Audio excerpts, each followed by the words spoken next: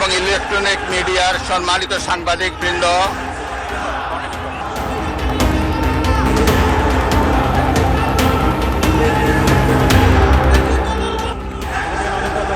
আপনাদের সবাইকে জানাই আন্তরিক অভিনন্দন ও শুভেচ্ছা।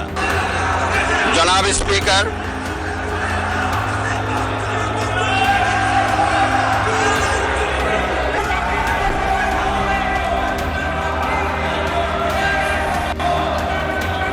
মাননীয় সদস্যবৃন্দ, সংসদের শৃঙ্খলা রক্ষা করুন।